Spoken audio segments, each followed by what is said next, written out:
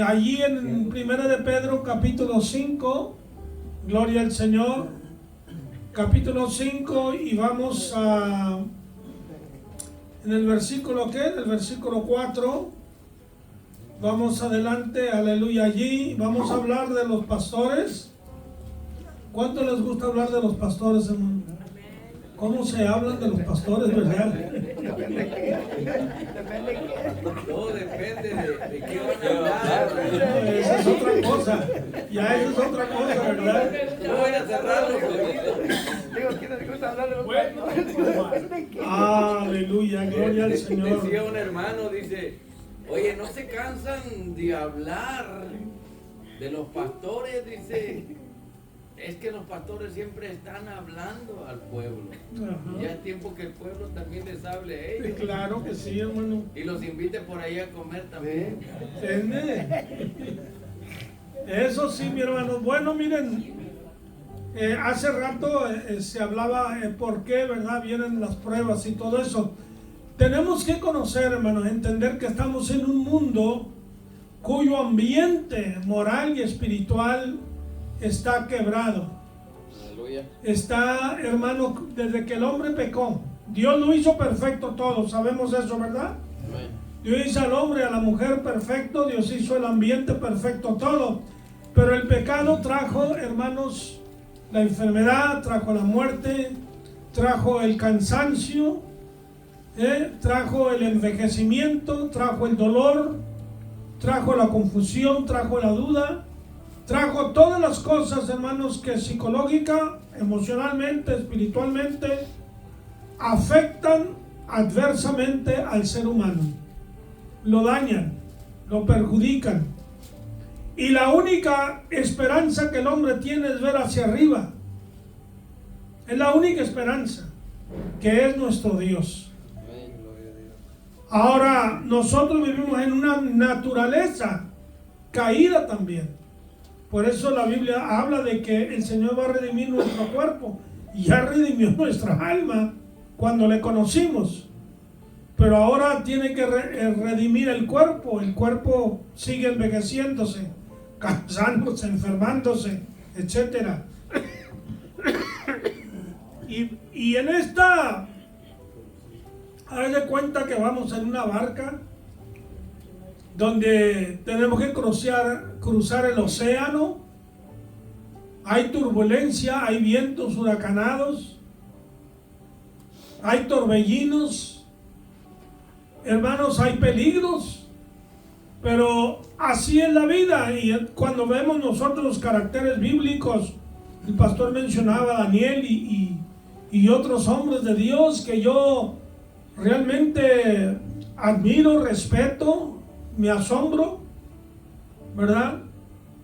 Daniel no fue perfecto, José no fue perfecto, sin embargo la Biblia no habla de fallas en esos hombres. Aleluya. Como que Dios los perfeccionó en un sentido, ¿verdad? Con la justicia suya, la gracia de Dios, el favor de Dios, está Dios sobreviendo, ¿verdad? Las fallas humanas, porque todos las tenemos. Hay momentos, hermanos, de soledad, de tristeza, de confusión. Y no cree usted que porque uno se hace viejo, ya eso ya está superado. No. Esta lucha es hasta el morir, hermanos. Créamelo, usted y yo, todos lo vamos a tener. Pero la Biblia dice, hermanos, que la fe es la que nos hace vencer, la que nos da la victoria. ¿Ok? Y el gozo del Señor, ¿qué? Mi fortaleza es. Cuando usted alaba al Señor, bendice al Señor, le glorifica al Señor, hermanos, eso le da a usted victoria. Aprenda, enséñese a alabar al Señor, cántele. Cántele, Cristo le gusta eso. Ya ve que a la novia, ¿cómo le cantábamos? O por lo menos le hablábamos. O le traíamos regalos, ¿no? O yo le soplaba el asiento donde se iba a sentar mi novia. Le ponía un pañuelo allí. Ella se sentía que qué va, hermano, andaba en una nube. Pues Yo la quería conquistar. Y abría la puerta de la carreta también. Sí, todo, hermano, todo. Yo supe conquistarla. Y yo trabajé en eso, ¿verdad? Para conquistarla y la conquisté. Aleluya. Bueno, a Cristo hay que enseñarle que lo amamos. ¿Ok? Que agradecemos sus favores, su misericordia, sus bondades. Y expresarle a Él nuestro amor. ¿Ok? Expresarle nuestro amor. Y una de las formas de hacerlo es bendecirle, alabarle, glorificarle. Y créamelo, que una vez que usted se enseña a abrir su boca para cantarle y alabarle a Dios, hermanos, se van muchas cosas negativas de su mente, de sus emociones, se van. El diablo no puede estar donde está la alabanza al Señor. La alabanza le da a usted gozo, le da victoria. Aleluya. Aprenda a hacerlo, hermano. Yo se lo recomiendo. Porque la Biblia lo dice, y yo lo he experimentado. Tenemos a David, un muchacho, cuando estaba jovencito, a eso se dedicaba. Trabajaba cuidando las ovejas de su padre, que no era una labor fácil, peligrosa. Se encontraba con osos, con lobos, y solo, exponiendo su vida, con leones. La Biblia lo dice. Pero ese hombre, hermanos, tocaba el arpa, ese muchacho tocaba el arpa y cantaba al Señor siempre, y sentía la presencia de Dios siempre en su vida. Por eso él tenía esa seguridad, esa confianza, que no importa que viniera el peligro, la adversidad, que fuera, en el nombre de Jehová él iba a salir victorioso. Aleluya. Cuando peleó con Goliat, hermano, no era un hombre ya de 30, 40 años, era un muchacho, teenager, adolescente. Y Goliat, no cree usted que era un cualquiera, hermano. No solamente era un hombre grande, fuerte, era un hombre adiestrado en la guerra. Era un asesino profesional. Él y sus 4 hermanos. Y si matas a uno, van a venir los otros. No creas que te van a dejar en paz. Y este muchacho atrevido dijo: en el nombre de Jehová de los ejércitos, yo te corto la cabeza, impío, incircunciso. Aleluya, ¿Por qué maldíes al pueblo de Dios? Aleluya. Y Dios lo apoyó, lo respaldó. Dios apoyó a Daniel. Y Dios nos apoya a nosotros, hermano. Aleluya, amén. Dios nos apoya, Dios nos respalda. Aleluya, amén. Aleluya. Por eso Dios ha puesto pastores. Estos hombres que comenzaron así fueron pastores. David fue un pastor, no solamente de ovejas, pastoreó el pueblo de Dios, peleó las batallas de Jehová, venció al enemigo. Canaán estaba atestado de idolatría, de hechicería, de brujería. Y Dios quería limpiar la tierra para que su pueblo se implantara allí. Dios quería establecer el reino que prometió a David y al pueblo de Israel. Y David llevó a cabo las guerras de Jehová. Y lo mismo que se está librando ahora mismo en el Mediano Oriente. Y va a seguir. Eso no cree usted que se va a quietar. La Biblia dice: el último ejército, uno de los últimos que viene, son 200 millones de soldados que vienen del Oriente. Posiblemente de China, de la India, de esos lugares. ¿Usted sabe lo que son 200 millones? Ahorita no hay que yo sepa, un país que tenga más de 2,5 millones o 3 millones de soldados. Entre 1,5 a 2,5 millones de soldados, los que tienen las grandes superpotencias. Pero la Biblia habla de 200 millones que vienen para aniquilar al pueblo de Dios, para apoderarse de los bienes que hay allí, de la bendición que Dios ha dado a Israel, siendo un territorio tan pequeño. Está exportando comida a otros países. Y ahorita, hermanos, China está en quiebra. Yo no sé si usted ha estado al día. China está en quiebra. Estados Unidos está en peligro también, no se crea. Estamos en una deuda de más de 34 trillones de dólares. Pero China se estima que hayan 50, 60 trillones de dólares de endeudamiento. Las grandes ciudades dicen que son ciudades espantos. Las grandes compañías americanas, italianas, alemanas están saliendo de China. No les conviene ya hacer negocio con China, fabricar allá. Se están yendo a otros países como a la India, México, Tailandia, el Vietnam.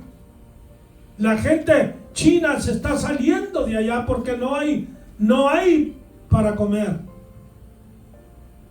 Y Rusia está aún peor todavía. La guerra en Ucrania no ha bendecido a Rusia. Así que les digo eso para que vea usted un panorama bastante lóbrego, ¿verdad? Bastante espantoso. Y por ello van a querer conquistar las tierras del Medio Oriente. Pero Dios va a librar a su pueblo. Dios va a librar, ¿ok? Entonces, hermanos, estos grandes hombres, aprendemos de ellos que fueron pastores en un sentido, ¿verdad? Porque por su vida ejemplar y su compromiso con Dios, animaron al pueblo a emular, a copiar el ejemplo de su integridad, de su dedicación, de su vida al Señor. Aleluya. Y dice, ¿verdad? Leyendo del versículo 3, estamos hablando aquí de la apacentar, ¿verdad? El pueblo del Señor, aleluya. Bueno, vamos a hablar hoy del gran galardón que hay. Hablamos la semana pasada de pastorear, pero ahora vamos a hablar del galardón. El premio que hay de parte de Dios cuando nosotros trabajamos por la causa de Él.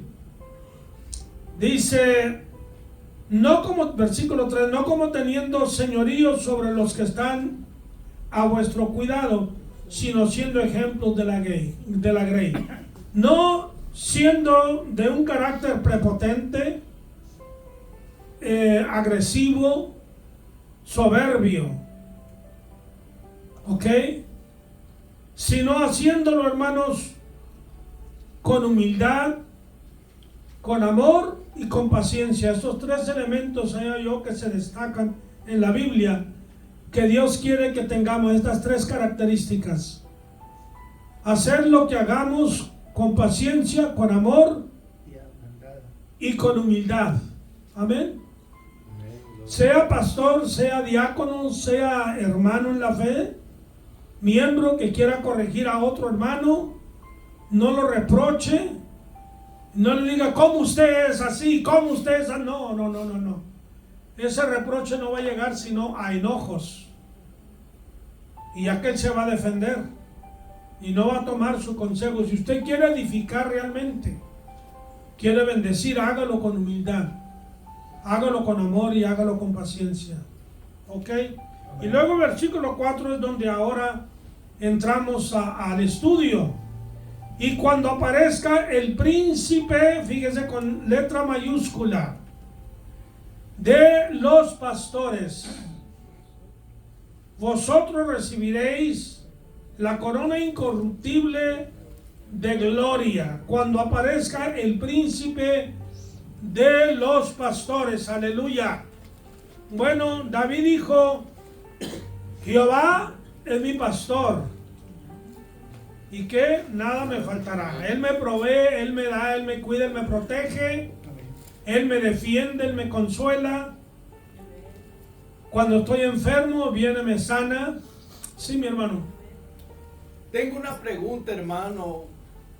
¿Por qué Jesús en su ministerio no dijo yo soy el buen apóstol, el buen misionero, el buen profeta, el buen maestro, sino que él usa, vamos a decir, el título de pastor? Dice yo soy el buen pastor. Y también aquí Pedro está siguiendo, por así decirlo, ¿verdad?, esa costumbre hebrea o ese ejemplo de su maestro, porque él dice cuando aparezca el príncipe de los profetas, el príncipe de los maestros, de los apóstoles, de los evangelistas, ¿Por qué? Esa es mi pregunta. ¿Por qué será que no se refiere a otros ministerios más de que al príncipe de los pastores? Esa es mi pregunta. Bueno, para el tiempo de Jesús no se conocían los evangelistas como después Pablo lo describe en Efesios, ¿verdad? No se conocían así los maestros en esa categoría, aunque había maestros, había evangelistas. Juan el Bautista fue evangelista, Jesús fue evangelista, también fue pastor. Cristo ocupó los 5 ministerios, ¿verdad? Se dice que los apóstoles ocupan los 5 ministerios de apóstol, profeta, evangelista, pastor y maestro. Aleluya. Pero por lo que yo veo en la Biblia, en el Antiguo Testamento, cómo Dios ilustra el cuidado espiritual al pueblo de parte de los profetas. Porque en el Antiguo Testamento, ¿qué había? Había profetas, primero jueces, y después vinieron, ¿verdad?, los reyes. Estos jueces, algunos de ellos eran profetas, y hacían precisamente el trabajo de un pastor espiritualmente hablando. Estaban cuidando el rebaño en un sentido espiritual, animando su fe, consolándoles, inspirándoles confianza y seguridad en Dios. Siempre teniendo en ellos, diríamos, la lumbre encendida, la lámpara encendida en el pueblo, que no se olvidaran de Dios, que no se alejaran de Él, que no se fueran a la idolatría. Porque el hombre, hermanos, tiene esa inclinación, esa proclividad por naturaleza de buscar un auxilio, de buscar una ayuda, a menos que sea un ateo, ¿verdad? Pero la mayor parte de la población del mundo estamos descansando en alguien, en algo que nos ayude. Sabemos que no somos absolutos, que dependemos de alguien y que estamos ligados a alguien, lo veamos o no, lo palpemos o no. Hay un Dios invisible, hay una fuerza, llámele como quiera el pagano, ¿verdad? Una fuerza, una entidad cósmica, etcétera. Nosotros sabemos que estamos hablando de Dios, de Él dependemos. Entonces, el trabajo del pastor es un trabajo, yo veo muy especial, muy delicado. Porque para ser pastor requiere esas cualidades que le dije ahora mismo, de la humildad, del amor, de la paciencia, como la tuvo Moisés. Moisés fue un profeta de Dios. Llevó a cabo muchos milagros por parte de Dios, pero fue un pastor también para el pueblo. ¿Qué hacían precisamente, por ejemplo, Abdías, que solamente hay un capítulo de él? Otros, ¿quién fue? Oseas, creo. Que no fue Oseas, no recuerdo el profeta cuyo ministerio dio como unos 3-4 meses. Fue todo. Dio una profecía.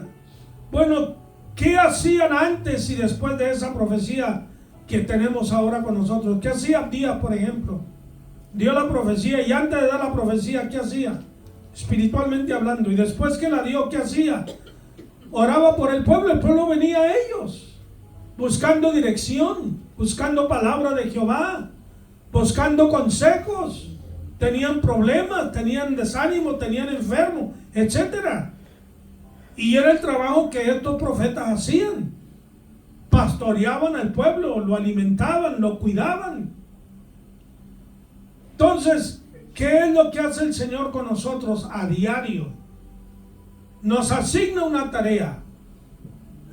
Somos pastores los que predicamos, aunque no tengamos necesariamente una congregación ante nosotros, como oficialmente se conoce, un pastor que tiene una congregación y su tarea principal está en esa agrupación. Pero hay otros que viajan y llevan la palabra aquí, llevan la palabra allá, llevan la palabra allá. Y son pastores también. Tenemos, por ejemplo, a Pablo. Dice: yo planté, Apolo regó. Pablo era un evangelista que, como Billy Graham, más que Billy Graham, porque Billy Graham fue exclusivamente un evangelista a los pecadores, pero no fue uno que dio instrucción, que dio enseñanza, que bueno hubiera sido de gran bendición. Él lo llevó al cristiano a la primera base, pero no la segunda, tercera hasta la cuarta. Ese es el trabajo del pastor. El trabajo del pastor es no solamente evangelizarte, es hacerte crecer, avanzar, que vaya en aumento, que no te quedas estancado, desprender en ti una visión, una pasión para Dios, una visión para trabajar para el cuerpo de Cristo. Y que el Señor va a venir. Cuando venga, no dice si viene, no dice probable o posiblemente venga. Cuando venga. Me acuerdo de allí en el Evangelio de Juan, el buen samaritano. ¿Dónde está? El capítulo 11 por ahí, 9, 10. El buen samaritano. En un sentido, ese el trabajo de un pastor. Fue a vendar a un hombre, ayudarle, se estaba muriendo, golpeado, herido, sangrando. Pero no se conforma con eso, lo lleva a un lugar, a una clínica, diríamos, para que el mesonero, ¿verdad?, lo atienda, lo cuide y paga por adelantado el costo de su cuidado y protección. Y luego se compromete aún más. Dice, y si más te gastaré cuando yo venga, no dice si vengo. Cuando yo venga, implícito, fíjese usted, entre paréntesis, esto es profético también. Implícito, fíjate que le dio solamente 2 denarios.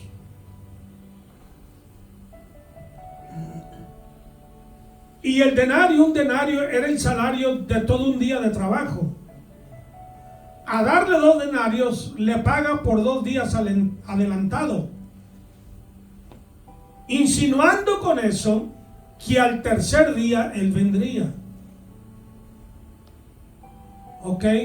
Cuando Jesús fue a los samaritanos, evangelizó a la samaritana, y el pueblo creyó en Jesús, le rogaron que se quedaran Jesús con ellos, y se quedó, dice, 2 días. Aleluya. 2 días se ha quedado, 2 días mileniales se ha quedado el Señor con la iglesia. Al tercer día vendrá. Yo creo que el Señor viene pronto. Entonces, no sé, hermano, si quiere añadir algo más a esto, ¿verdad? Hágalo con libertad. ¿Quién, yo? ¿O él o ella? ¿Cómo? Está bien, hermano, maestro. Sí, hice la pregunta, ya usted respondió de acuerdo a lo que entiende. Quiero también yo compartir, ¿verdad?, lo que entiendo, ya que me da la oportunidad de comentar y bueno, la libertad la hay para todo aquel que quiera hacerlo, ¿verdad? Sí. Porque es una enseñanza muy bonita, edificativa. Creo yo firmemente, hermano, esa es mi convicción, mi criterio, mi concepto, lo que yo entiendo de que hay un papel muy específico acerca de los pastores, y en la Biblia se comienza a hablar de pastores literalmente, como Jacob fue un gran pastor, ¿verdad? Este patriarca, y estos nómadas también, como Abraham, Isaac y Jacob. Pero después vemos que se le llama pastor a un rey, se le llama pastor al mismo Dios. Oh pastor de Israel, tú que pastoreas a tus ovejas. Y esa figura que es tomada de la vida natural y es pasada a una figura y finalmente se convierte en algo espiritual.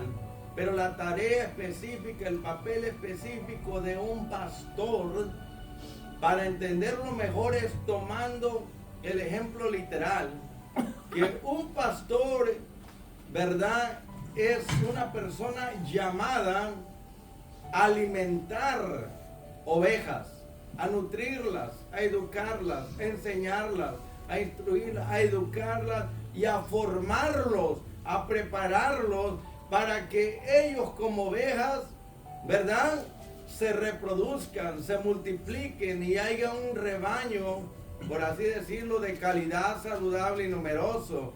El papel del pastor específicamente no es directamente ir a buscar las almas perdidas, no, ese es de un evangelista.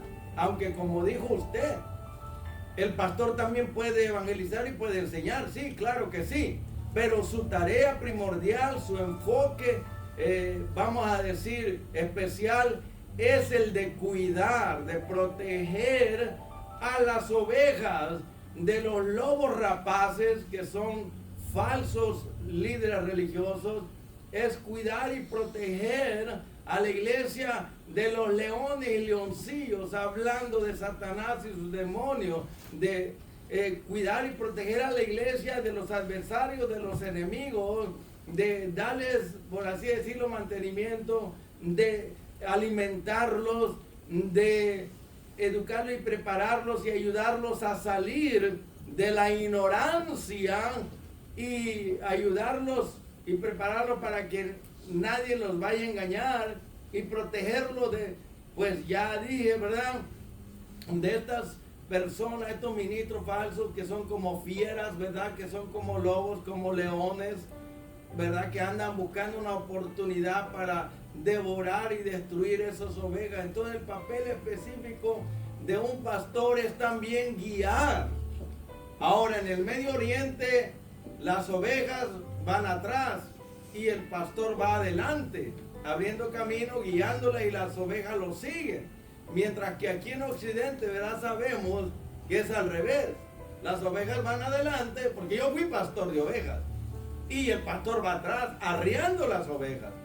Pero bíblicamente el pastor es el que va adelante, va guiando a las ovejas, pero al mismo tiempo que las guía, las lleva a fuentes de agua para que tomen su agua, las lleva a pastos verdes para que se alimenten bien. Llevando todo esto a lo espiritual, el pastor, ¿verdad?, está responsable y encargado de cuidar las ovejas y que ninguna se la lleve un lobo, un león o una fiera o un falso ministro, ¿verdad?, y la engañe y la despedace y la destruya espiritualmente. El pastor es el que tiene que estar supervisando sus ovejas, cuántas son y cómo está su condición, estar al cuidado de las que están robustas, que muchas veces son orgullosas y quieren humillar a las que están débiles, ¿verdad?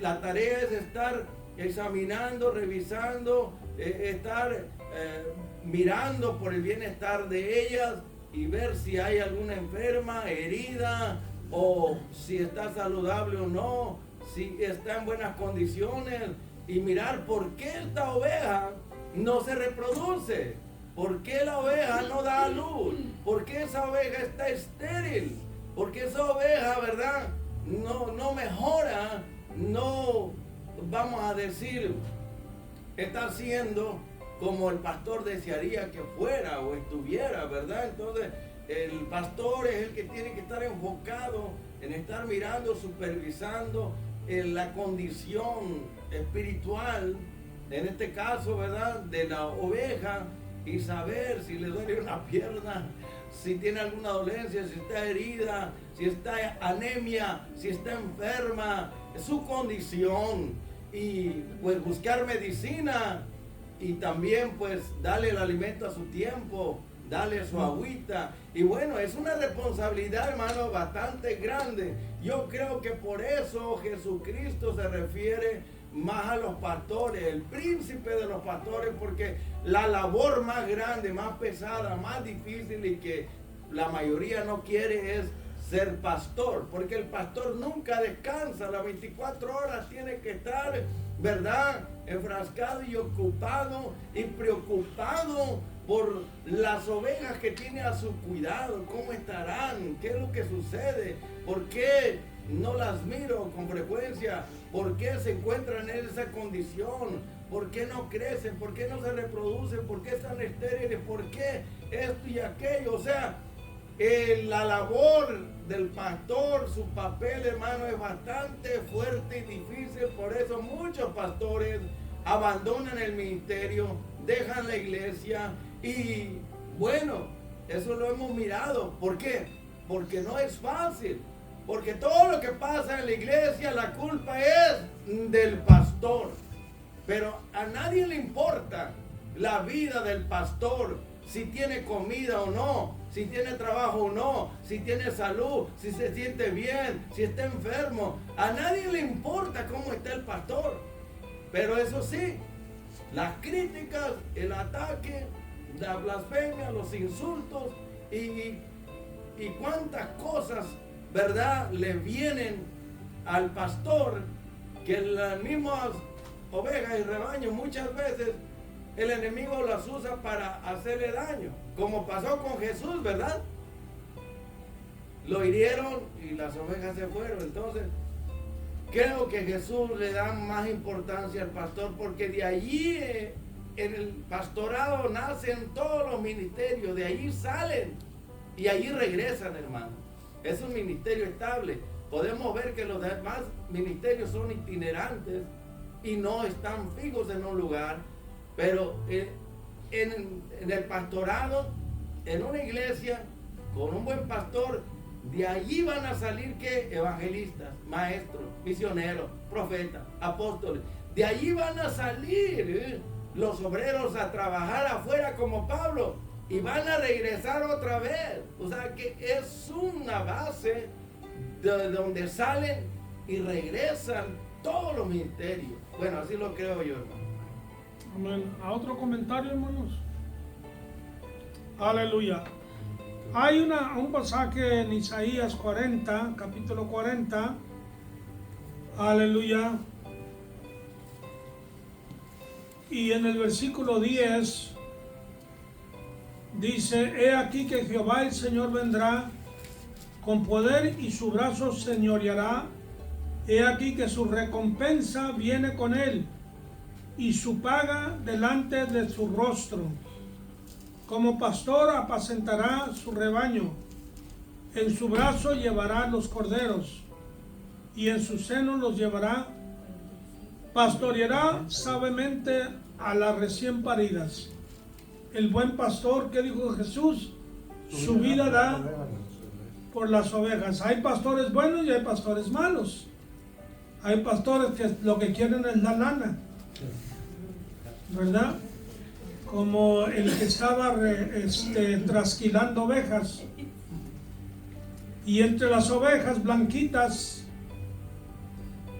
se escabulló por ahí un cerdo, un marranito blanco, y las ovejas las trasquilan y no hacen ruido, no se quejan, y el marranito venía haciendo ruido y haz de cuenta que se iba a acabar el mundo, y el trasquilador está trasquilando las ovejas y llega el cerdo allí y oiga haciendo un ruido tremendo, y le dice el pastor: pues, ¿tú ni lana traes?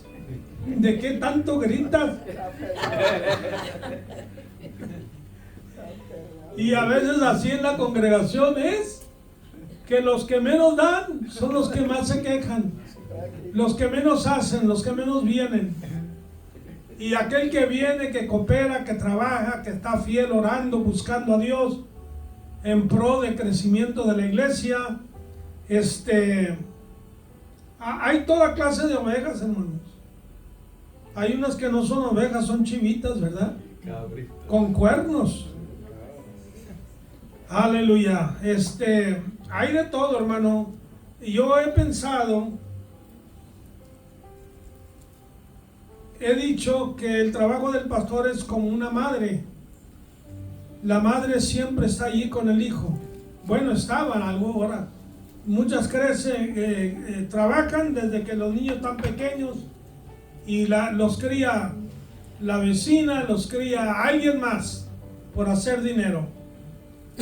Y yo encomí una nietecita mía que dejó el trabajo, tiene dos niños, ¿verdad? Y dejó el trabajo por estar con los niños. Tengo dos hijas, pero una de ellas ya, sus hijas ya son adultas, ¿verdad? Pero tengo otra que tiene niños también, la mayorcita tiene 9 años, como 9 años. Y luego tiene otra niña como de 5 y luego el niño de 3 años. Ella está en casa siempre cuidando a sus niños. Siempre ahí, esa es la tarea de la madre, ¿verdad? Cuidar a sus hijos, estar con ellos, darles calor, darles cariño, darles amor. El trabajo del padre es ir fuera, quiera o no, a trabajar, ¿verdad? Y a veces es el trabajo del evangelista, salir fuera. Ahora las dos cosas se necesitan, porque si no sale fuera no hay alimento, no se pagan los biles, ¿verdad? Las deudas, las responsabilidades, se requiere todo. Y en el trabajo del Señor es la misma cosa, pero es verdad que el pastor tiene una tarea muy, muy especial, hermano. Muy, muy, muy bonito, hermanos, de mucha responsabilidad, aleluya. Y Pablo habla sobre ello bastante en Zacarías. Vamos a ver Zacarías, penúltimo libro del Antiguo Testamento, capítulo 13. También habla allí algo, creo, de los pastores, aleluya.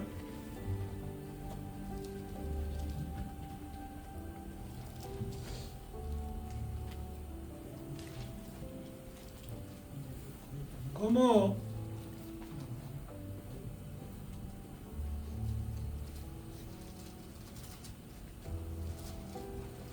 capítulo 13, versículo 7: levántate, oh espada, contra el pastor y contra el hombre compañero mío, dice Jehová de los ejércitos. Hiere al pastor y serán dispersadas las ovejas. Haré volver mi mano contra los pequeñitos, y acontecerá en toda la tierra, dice Jehová, que las 2/3 partes serán cortadas en ella y se perderán, mas la tercera quedará en ella. Está hablando, ¿verdad?, de lo que viene en el futuro a Israel. 2/3 partes de la población, por lo menos los que están en Israel, serán aniquilados, destruidos por el anticristo. Cuando la Segunda Guerra Mundial, se estima que 1/3 parte de los judíos fueron aniquilados. 1/3 parte de todos los judíos que había en el mundo, 6 millones de ellos. Aquí dice que 2/3 partes, va a ser el doble de lo que pereció en la Segunda Guerra Mundial. Hiere al pastor y serán dispersadas las ovejas.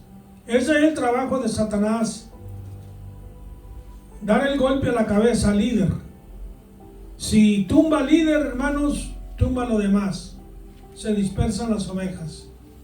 Bienaventuradas aquellas ovejas que crecen, que maduran, y que aun si el pastor cae o es herido o flaquea, ellas no se apartan de Cristo.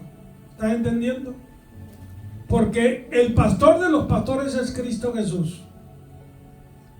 Y el que nos salvó es Cristo. El pastor tiene una labor muy noble, muy especial. Y la palabra habla, ¿verdad?, de que los tengamos en alta estima. Aleluya. En alta estima. Vamos allí a ver Efesios capítulo 2. ¿Qué dice? Efesios capítulo 2.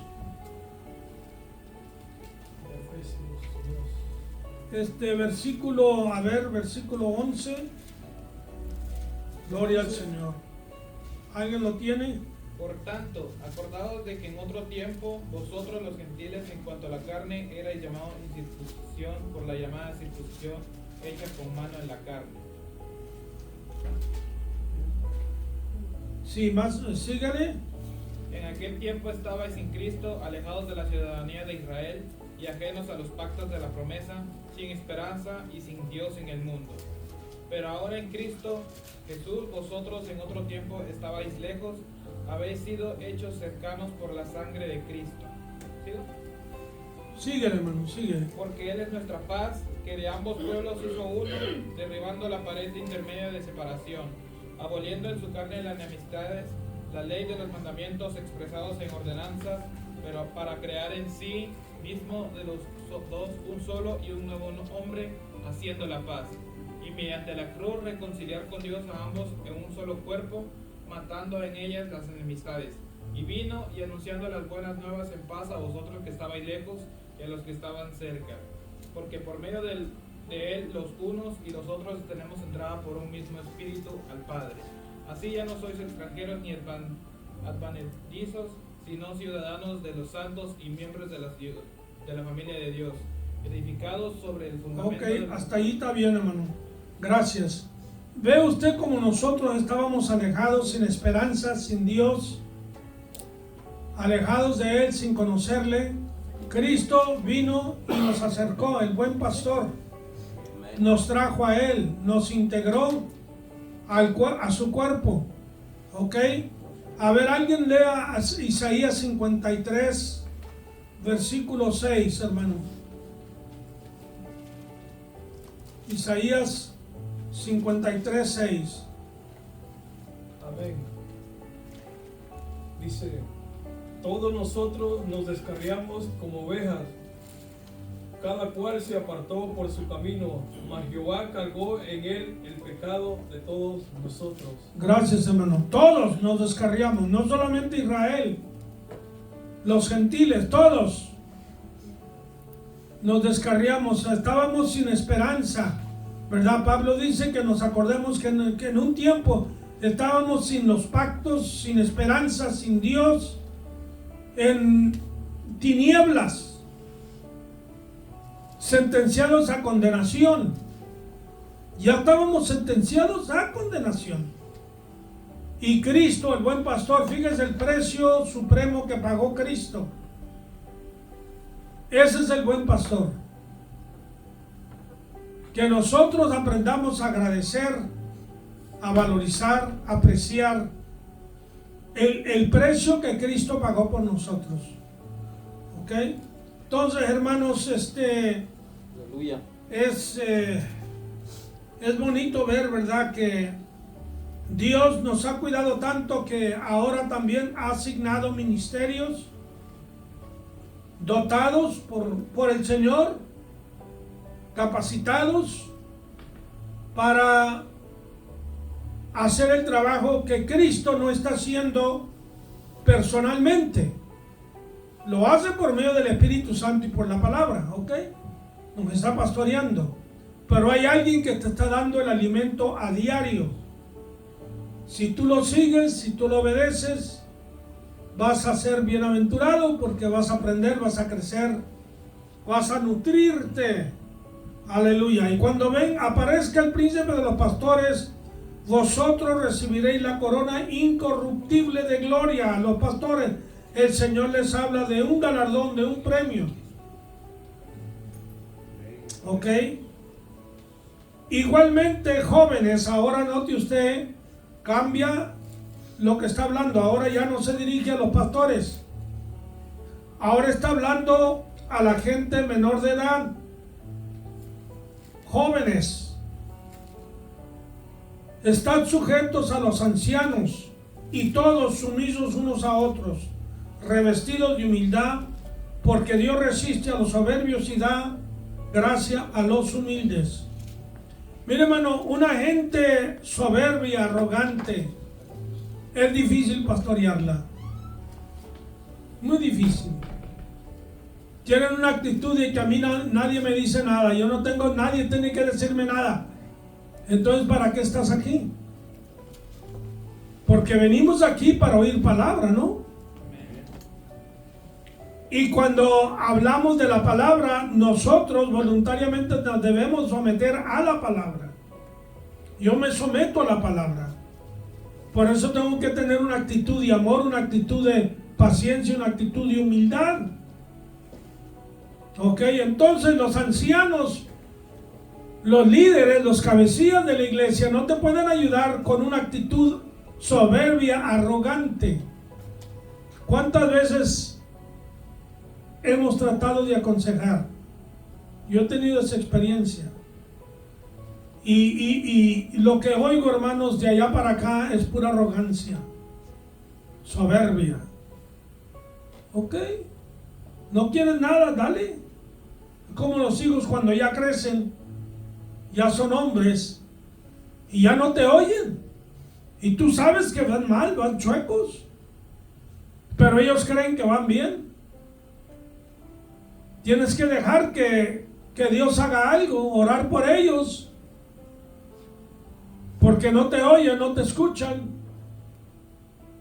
El mismo principio se aplica en todo, ¿verdad? Los jóvenes deben de ser humildes para ser sujetos, para estar sujetos. Eso no quiere decir que eres inferior, que eres menos, que no eres importante. Eso no significa discriminación, desprecio. Nada de eso. Sencillamente una actitud voluntaria de someterme, de sujetarme. Es alguna actitud voluntaria. Está sujeto a los ancianos y todos. Ahora fíjense, es como en Efesios cuando Pablo habla de que la mujer esté sujeta a su marido. También dice enseguida, sujetaos unos a los otros. No solamente la mujer, es el hombre también. Me sujeto a Dios. Si yo no me sujeto a Dios, ¿cómo puedo pedir que mi esposa me obedezca, que mis hijos me obedezcan? ¿Qué me dice Dios a mí como varón, como padre, como esposo, de mis responsabilidades? Yo tengo que cumplir con el Señor. Mi esposa tiene que ver eso, mis hijos tienen que ver eso. ¿Estamos de acuerdo, hermanos? Entonces es la manera que nosotros crecemos. Aleluya. Sujetos unos a otros. Igualmente los jóvenes están sujetos a los ancianos y todos sumisos unos a otros, revestidos ¿de qué? De humildad. Revístate, arrópate de humildad. Ser humilde no quiere decir que soy cobarde. Jesús dijo, aprended de mí que soy manso y ¿qué? Humilde de corazón. Moisés dice la Biblia que era el hombre más que más manso de toda la tierra. ¡Qué ejemplo! ¡Wow! Eso es extraordinario, hermano. Aleluya, amén. Pero no crea que no tenía autoridad. Cuando Coré se levantó contra él, ¿qué sucedió? Se partió la tierra, ¡bum! Se lo tragó. Cuando María, su propia hermana mayor, se levantó contra Moisés. Y digo, ¿a poco nada más Moisés es profeta? Estaba yendo contra la autoridad de Moisés. Estaba, hermanos, insubordinándose. Y también Aarón fue llevado por eso. Y enseguida Dios la tocó. Y no la mató por Moisés. ¿Ve usted lo que es la desobediencia, la insubordinación, la rebeldía? Aleluya. ¿Qué dice allí? A ver, allí en... Sí, hermano. Tengo una pregunta, aunque parece razonable y lógica y pareciera que no tiene mucho sentido, pero yo quiero oír, ¿verdad? Del por qué, hermano, Dios ordena la sujeción. O sea, ¿cuál es la razón, el propósito, el por qué? ¿Verdad? ¿Por qué Dios ordena la sujeción no solamente de la esposa al esposo, sino también de los jóvenes o los pastores y también del pueblo, la congregación entera? Dios exige, ordena la sujeción. Esa es mi pregunta, el por qué. Bueno, buena pregunta. Yo dije que si no hay sujeción no se puede hacer nada con aquella persona. Porque resiste, se rebela, reprocha, no aguanta, no se le puede decir nada. Jesucristo vino a este mundo y estuvo sujeto al Padre. Dijo, no vine a hacer mi propia voluntad, vine a hacer la voluntad del que me envió. Y dice la Biblia, Pablo hablando de que se sometió hasta la muerte. Y muerte de cruz. El plan de Dios, el plan divino del Padre, debía de llevarse a cabo, pero se podía llevar a cabo solamente por la sumisión, sujeción de su Hijo. El Espíritu Santo está sumiso al Padre y al Hijo. En una guerra, hermanos, hay generales que dirigen la guerra. Esos conocen toda la estrategia de la guerra. Cuando el presidente va a haber una guerra, el presidente llama a los generales, los grandes, no cualquiera, los de 4 o 5 estrellas. Tenemos este plan. ¿Cómo lo vamos a llevar a cabo? El presidente no hace la estrategia, no la desarrolla él, porque él no sabe de guerra. Él tiene un plan y se lo comunica a los generales. Dios tuvo un plan antes de la fundación del mundo. Ahora, el pastor en la iglesia debe de tener un plan. Y estoy seguro que todos los pastores tienen un plan, el crecimiento de la iglesia. Yo quiero que la iglesia crezca. ¿Cómo? Alcanzando almas para Cristo. No quitándole ovejas al prójimo, al pastor aquel. Si aquel está pastoreando bien, y yo lo dejo. ¿Para qué? ¿Para qué voy a sembrar veneno? Tratando de ganarme aquella oveja para acá. ¿Para qué, hermano? Eso es malo, es diabólico. Pero quiero ganar al perdido. ¿Me está entendiendo? Al pecador, al que anda sin esperanza, sin Cristo. Y que la iglesia vaya creciendo. A medida que la iglesia crece, se fortalece. Puedo formar un ejército para conquistar más almas para Cristo. Para orar. Entre más grupo ora, más fuerza espiritual tenemos, ¿no? Claro que sí. No sé, hermano, si le contesté o tiene otra opinión, otro consejo sobre eso. Bueno, está muy bien, hermano. Yo solamente quiero agregar lo que yo pienso, ya usted dijo, y qué bueno, ¿verdad? Que cada uno aporte algo y pueda, ¿verdad? Decir lo que piensa para ampliar lo que tiene que ver con la sujeción. Bueno, si nos remontamos allá a la autoridad suprema, al creador de todas las cosas, desde un principio, cuando él diseñó todo, lo planificó todo, él fue el que estableció el gobierno divino, el reino eterno, y al crear a todas las huestes, él sabía que si no había una autoridad suprema y delegada, donde sus criaturas estuvieran sujetas para que hubiera una buena organización, un buen orden y todos en armonía pudieran llevar a cabo sus planes, sus propósitos, porque sabemos que Dios lo ha creado todo con un plan, un propósito, pero si Él no establece un gobierno, una autoridad y súbditos y no hay sujeción, pues no se puede llevar a cabo los planes y propósitos de Dios, como en el caso de Lucifer, ¿verdad? Que él no quiso estar sujeto más a la autoridad suprema, aunque él era una autoridad delegada, más sin embargo él tomó la decisión de seguir la rebeldía en lugar de la sujeción, porque mientras él estuvo sujeto, en el cielo todo era paz, dicha, felicidad y armonía, y todo funcionaba a la manera de Dios.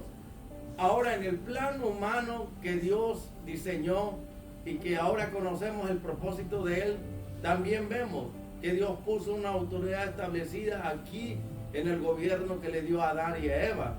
Entonces, porque Él sabía que iba a haber una descendencia y esa descendencia necesitaba estar sujeta, pero también tenía que haber pues autoridad para que hubiera una buena organización, hubiera un orden y pudiera llevarse a cabo los planes de Dios. Creo que esa es la razón principal por la cual Dios ha establecido una autoridad, tanto vamos a decir absoluta como también relativa. En este caso, autoridad suprema que es Él, pero también delega autoridad a sus criaturas, como en el caso ya usted mencionó de Moisés, ¿verdad? Que Moisés era una autoridad delegada por Dios. Y los súbditos, pues estaba Corea, Virán, Datán y 450 más personas, o 250, y todo el pueblo de Israel tenía que estar sujeto a esa autoridad delegada. Mientras que Datán, Abirán y Coré no reconocieron la autoridad delegada puesta por Dios, fueron rebeldes y sabemos que no se pudieron llevar a cabo los planes de Dios a causa de que no hubo esa sumisión, esa sujeción. ¿Qué tan importante es que se entienda el concepto de lo que es la autoridad? Porque la autoridad hemos dicho que comenzó allá en el cielo y existe, allá hay un orden perfecto, divino. Cuando alguien se rebeló, en este caso Lucifer y sus ángeles, pues los votaron, porque Dios no va a permitir a nadie en el cielo que no esté sujeto a su voluntad o que no haya armonía y paz para llevar a cabo sus planes eternos. Ahora la autoridad no solamente se inició, comenzó en el cielo, también la miramos aquí en la tierra, delegada en los colegios, en las escuelas, en el hogar, vamos a decir en las ciudades, en el gobierno, en los trabajos, donde quiera que vamos. Lo primero que tenemos que preguntar es ¿quién es la autoridad aquí? El que conoce y entiende, ¿verdad?, el concepto de autoridad, quiere decir que cuando hay una autoridad es porque hay súbditos, hay gente que tiene que estar sujeto a esa autoridad. Y la iglesia no es la excepción. En la iglesia Dios ha puesto autoridad delegada, que son los pastores, que son los ministros, y ahí vienen los diáconos y otros ministerios, otros líderes también, que hay que entender y comprender que para poder llevar a cabo los planes de Dios, como usted ya lo mencionó, es necesario que haya una autoridad sobre la cual, ¿verdad?, se ejercite de una manera para edificación y no para destrucción. Ahora, una autoridad se necesita cuando hay una congregación, hay un pueblo, hay súbditos, hay siervos, ¿verdad?, que van a trabajar organizados en un orden correcto para llevar a cabo un plan, un propósito de Dios. En el hogar, si no se respete, se reconoce la autoridad, no se puede llevar a cabo un matrimonio de éxito, una familia de triunfo y victoria. En la iglesia lo mismo. Y en cualquier empresa o lugar donde tienen planes y proyectos, digo, cuán importante es todo esto, y el cristiano debería de aprender antes que todo el concepto de la autoridad según Romanos capítulo 13, porque de no ser así, entonces los planes y propósitos de Dios no se podrán llevar a cabo en una iglesia donde cada uno hace lo que bien le parece, como en el tiempo de los jueces, ¿verdad? Por eso yo pregunté, ¿verdad?, ¿por qué Dios ha ordenado o ha establecido la autoridad? Porque sin la autoridad y sin la sujeción a la autoridad, pues no se puede llevar a cabo los planes y propósitos, y no va a haber un orden ni una organización, no se va a poder llevar un objetivo o lograr una meta, un propósito de un pueblo, de una iglesia, de una empresa, en este caso la empresa divina que es la iglesia, hermano. Y eso es lo que hemos mirado a través del tiempo, que en la iglesia se enseña muy poco acerca de la sujeción, de la sumisión, del concepto de la autoridad, que es tan importante, porque sin ella, pues si no hay sujeción a esa autoridad, a ese líder que Dios lo ha revestido, que le ha delegado autoridad para que lleve a cabo sus planes y propósitos, con los siervos, con los sumisos, con los sujetos, con la gente que Dios lleva ahí para trabajar todos juntos en armonía y poder avanzar en el plan y propósito de la evangelización, del discipulado, y muchas otras cosas que se requieren. Así como el cuerpo, ¿verdad? Tiene muchos miembros, pero ¿quién es la autoridad en el cuerpo? Es la cabeza, la que manda las órdenes a todos los miembros del cuerpo. Y sabemos que si un miembro no quiere moverse, la mano, el pie o el ojo, pues entonces el cuerpo se le va a dificultar mucho ir a tal lugar o realizar tal cosa. Lo digo porque lo he mirado a través del ministerio y cuántos desastres han venido y divisiones y cosas desagradables a causa de aquellos cristianos que no han aprendido a estar sujetos a una autoridad delegada. Dice, yo estoy sujeto a Dios, yo estoy sujeto a Cristo, pero no al pastor. O sea, ignorando, como decir, bueno, yo estoy sujeto a Dios, pero no estoy sujeto al policía si me para en la calle. Yo no le voy a hacer caso, ¿verdad? ¿Qué cosas? O sea, es inconcebible. Y un cristiano se conoce por estar sujeto y sumiso y ser obediente en su trabajo, ¿verdad? Como Daniel. Y en la iglesia, y en el hogar, y donde quiera que vaya. Lo primero que hay que preguntar, ¿quién es la persona de autoridad aquí? Para yo dirigirme con ella, para yo saber a quién le rindo cuenta, a quién estar sujeto y sumiso. Bueno, hermano, gracias. Solamente quería añadir eso. Amén, hermano. Gracias, gracias.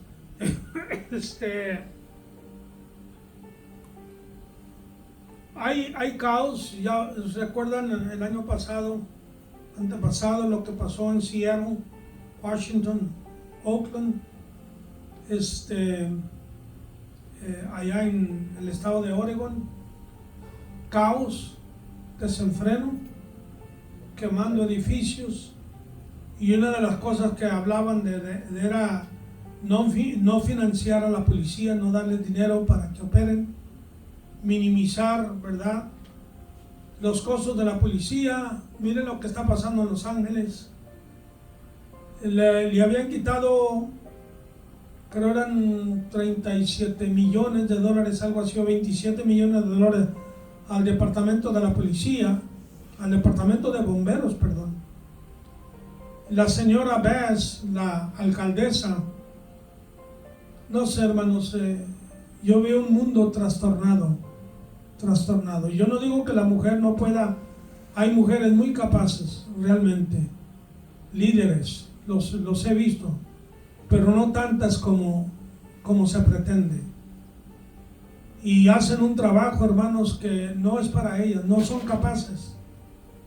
No son capaces, eso es la verdad, no son capaces. Imagínense una mujer que sea general de un ejército. Para ser general tú tienes que tener un espíritu de guerra, de agresividad.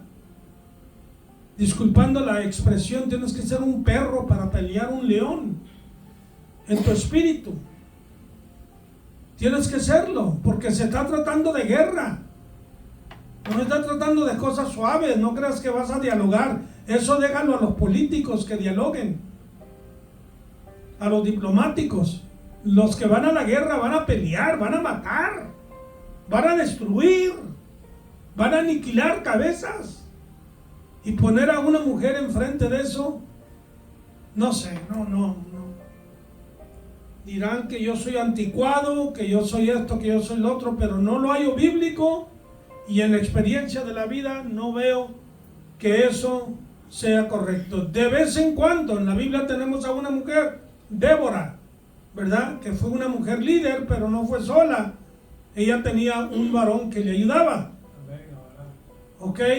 Entonces, hermanos, la excepción no es la regla, no es lo normativo, porque hay una excepción. ¿Ok? No vamos a decir esto se aplica a todo. Y tenemos, qué bueno que vino este hombre ahora, Donald Trump. Tenemos caos, desorden, confusión, el enemigo agarra fuerza. Bueno, podemos ilustrarlo de muchas formas, pero vamos a la palabra. Revestidos de humildad, porque Dios resiste a los soberbios y da gracia a los humildes. El soberbio, el arrogante, el orgulloso, el que no se somete, Dios lo resiste. ¿Ok? Me parece que es Santiago que habla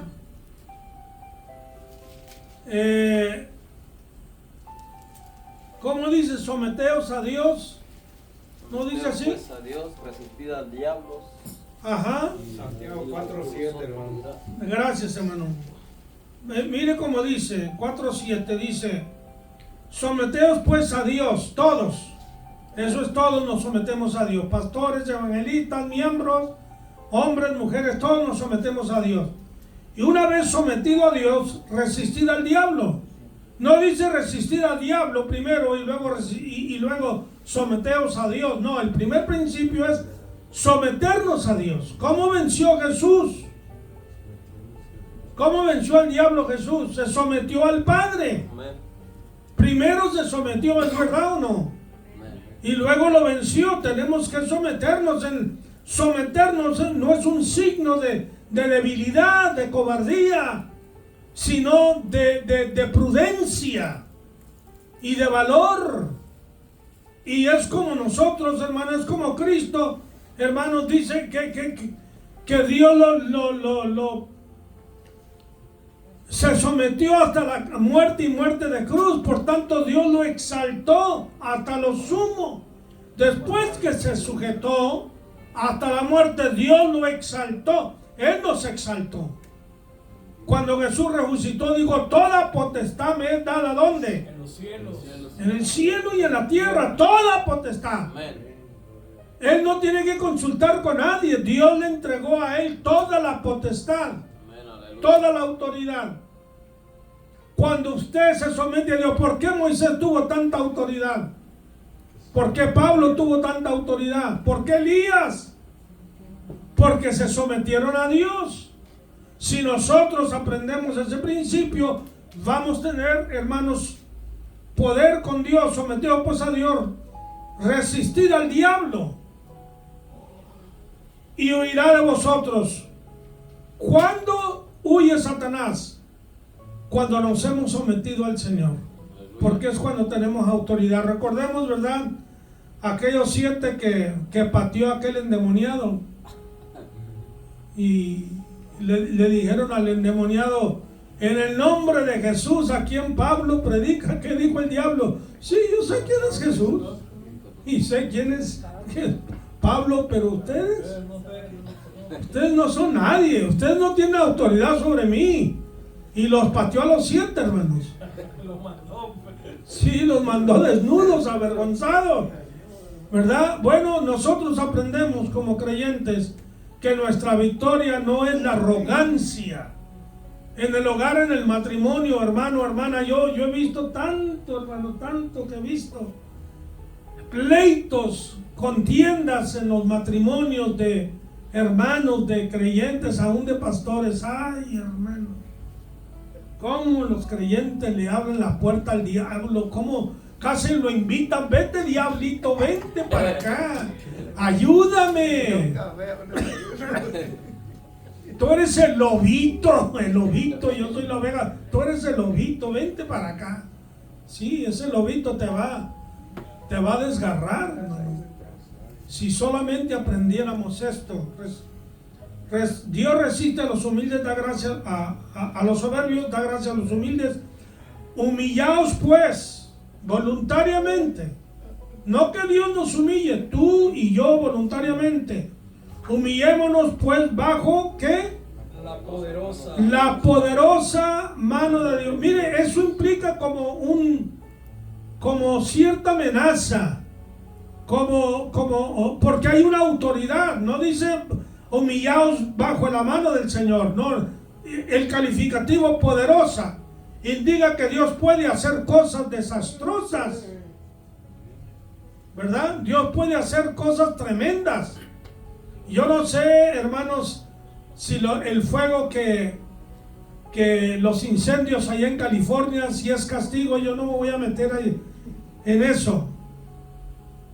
Pero 2 días antes estaban dando premios y una comediante se burló de Dios. Sigue burlándote. ¿Tú crees que Dios es cualquiera? De Dios nadie se burla, hermano. Y el que se ha burlado ha pagado muy fuerte. Mire cómo Dios tolera, hermanos, tantas cosas que Dios tolera en el mundo. Los comediantes dicen cosas a veces obscenas, malas.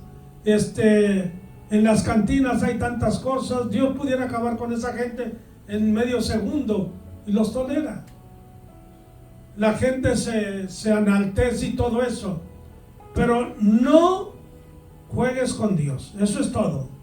Hay cosas que Dios tolera por un tiempo, ¿ok?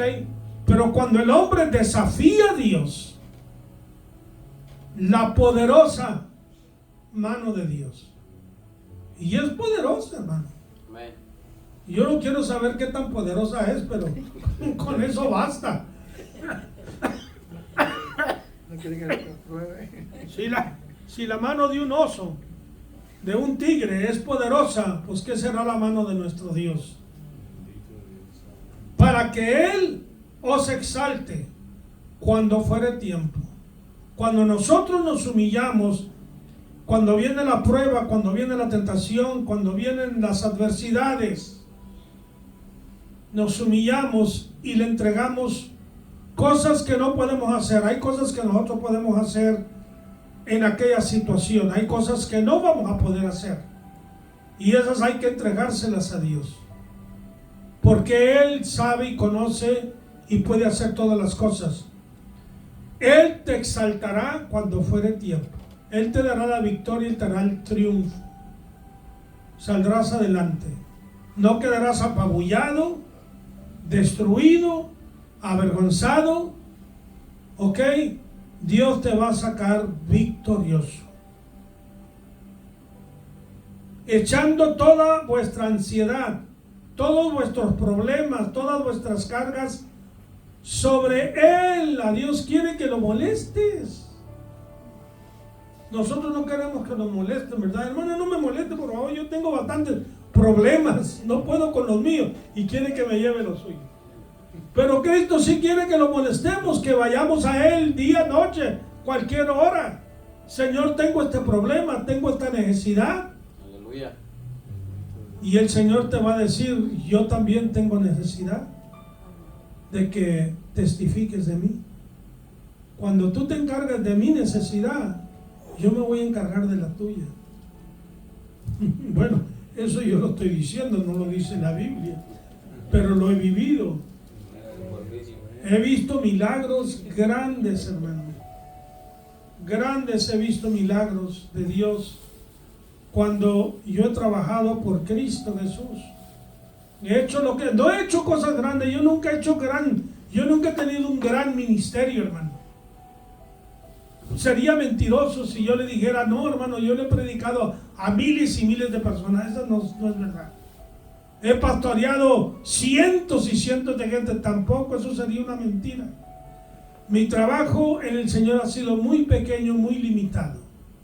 Yo ansío hacer mucho más, pero no puedo. No puedo hacer lo que hizo Billy Graham, T.L. Osborne, Oral Roberts. No lo puedo hacer. Dios no me ha dado las oportunidades, la facultad de hacerlo, pero lo poquito que yo puedo trabajar, aporto algo. Aleluya, gloria a Dios. Es lo mismo que usted puede hacer en la oportunidad que Dios le abra. No se apure por ser famoso, destacado, porque lo reconozcan en la iglesia. No. Cristo reconoce todo y recompensa todo. Y a su tiempo Él te galardonará. El Dios que sabe galardonar. ¿Estamos de acuerdo, hermano? Que sabe premiar, que nada se le pasa.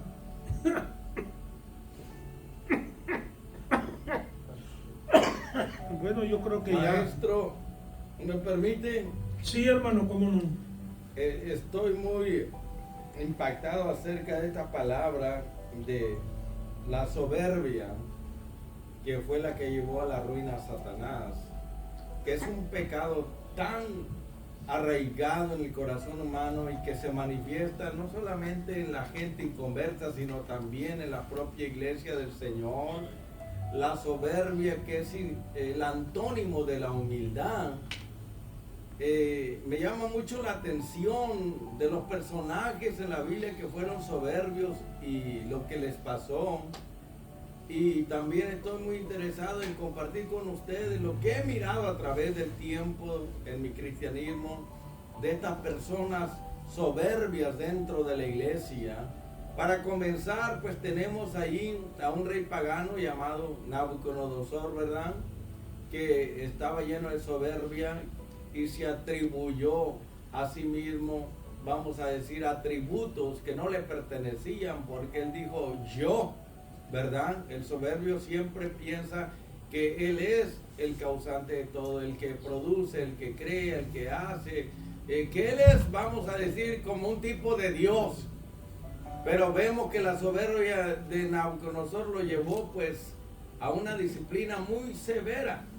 Y ya sabemos la historia. En el Nuevo Testamento tenemos a otro soberbio, al rey Herodes, que también él actuó con soberbia, porque estaba dando un sermón, arengando ante el pueblo, y el pueblo dijo, esta no es la voz de un hombre, sino de un Dios. Y él, en lugar de decir, hey, no es verdad, yo soy igual que ustedes, él pudo haber evitado el juicio, mas sin embargo él aceptó esa gloria, ese honor que solamente pertenece a Dios.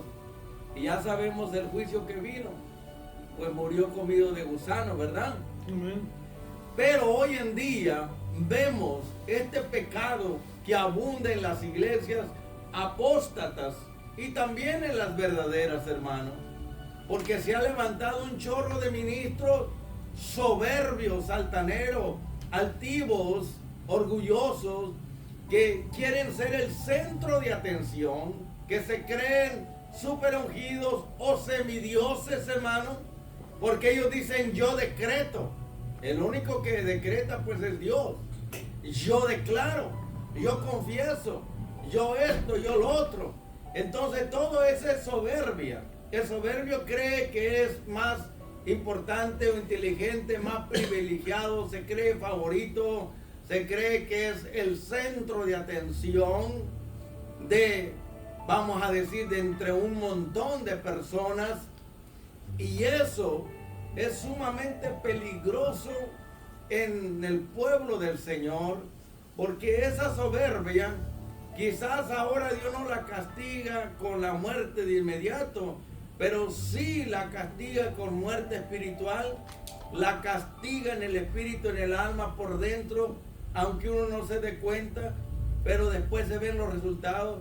Digo, tengamos sumo cuidado de ese pecado de soberbia, que Satanás sabe bien que antes de la destrucción, de la derrota, de la ruina, primero viene la soberbia. Y aquí se nos advierte, se nos alerta a nosotros, los verdaderos cristianos, para que no le demos lugar a ese pecado y tener sumo cuidado con el pecado de la soberbia, porque se manifiesta de una manera, de una forma que a veces no se percibe. A veces la gente ni siquiera se da cuenta que es soberbia, cuando en realidad otros lo ven y le llaman la atención y le dicen lo que es, pero esta persona está ciega, no lo acepta, no lo reconoce y determina o se decide seguir con esa soberbia. Y podemos mirar cuántos evangelistas soberbios hay, que me gané cuántos miles de almas, ¿verdad? Como que si ellos convirtieran a la gente. Miramos cuántos maestros soberbios hay también, que yo enseño a multitudes y es por mí que se te abrieron los ojos. Miramos también cuántos profetas soberbios que están profetizando de sí mismos y no de parte de Dios. Pastores soberbios que son autoritativos, quieren tener dominio, control del rebaño que no es de ellos, que el Señor lo compró. Y esa soberbia la podemos mirar también, hermano, en puestos de la iglesia, en los músicos también, en los llamados salmistas, que son soberbios, se creen la crema innata de la iglesia, se creen la última Coca-Cola del desierto, se creen que ellos son super vistos, que son el centro de atención, que ellos son los profesionales, que ellos son los que son dignos del aplauso, que porque ellos saben cantar mejor que nadie, tocar mejor que nadie. La soberbia la vemos en la iglesia y muchos no dicen nada, lo pasan por alto. Y es contagiosa el pecado de la soberbia. Sabemos que es diabólica, es satánica, que viene de Satanás, pero también es un fruto de la carne, hermano. Yo solamente quiero decir para todos los que más tarde nos van a escuchar por las redes sociales, ¿verdad?, que tengamos sumo cuidado y pidamos a los demás, por favor, obsérvame y dime la verdad. Dime si soy soberbio o no. ¿Cómo se manifiesta la soberbia? Yo quiero saberlo, porque hay mucha gente que lo es y ni siquiera se da cuenta y sigue empecinada en la soberbia y está ciega y no lo reconoce y no le importa seguir así y va rumbo a la destrucción, porque Dios a los soberbios los mira de lejos y Dios paga muy rigurosamente y vamos a decir castiga muy severamente a los soberbios. Por eso votó Dios a Lucifer del cielo, porque la soberbia lo hizo alejarse, apartarse de Dios, creyendo que él podía solo. Entonces, esa es una forma, una manera en que se manifiesta la soberbia. Cuando alguien dice, yo no necesito estar sujeto a nadie, yo no necesito al pastor, yo no necesito de nadie, yo puedo solo. ¿Qué está haciendo ahí? La soberbia se está manifestando y muchos no lo ven. Que todo aquel que no se sujeta a una autoridad es un soberbio, hermano. Gracias. El primer pecado que la Biblia registra es eso, la soberbia. Y note usted, ya voy a terminar, lo que dijo Lucifer ahí en Isaías capítulo 14, en el versículo, bueno, desde el versículo 9, Isaías 14, 9, dice, el Seol abajo se espantó de ti, despertó muertos que en tu venida saliesen a recibirte, hizo levantar de sus sillas a todos los príncipes de la tierra, a todos los reyes de las naciones, todos ellos darán voz y te dirán, ¿tú también te debilitaste como nosotros? Y llegaste a ser como nosotros. Descendió al Seol, ¿qué? Tu soberbia. Y el sonido de tus arpas, gusanos serán tu cama y gusanos te cubrirán. Ahora note usted el soliloquio de Lucifer en el versículo 12. ¿Cómo caíste del cielo, oh lucero, hijo de la mañana? Cortado fuiste por tierra, tú que debilitaba las naciones, tú que decías en tu corazón, subiré. Podemos añadirle, yo subiré. En inglés es lo que dice, I shall ascend. Y yo subiré al cielo. En lo alto, junto a las estrellas de Dios, yo levantaré mi trono. Y en el monte del testimonio, yo me sentaré a los lados del norte. Sobre las alturas de las nubes, yo subiré y yo seré semejante al Altísimo. Mas tú derribado eres hasta el Seol, a los lados del abismo. Se inclinarán hacia ti todos los que te vean, te contemplarán diciendo, ¿es este aquel varón que decía, hacía temblar la tierra, que trastornaba los reinos, que puso el mundo como un desierto, que asoló sus ciudades, que a sus presos nunca abrió la cárcel?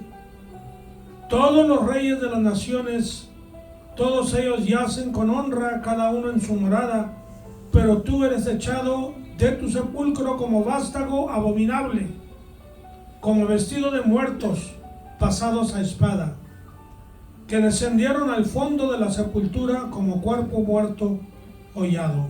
Wow. Y quizá tenga una aplicación también al anticristo, ¿verdad?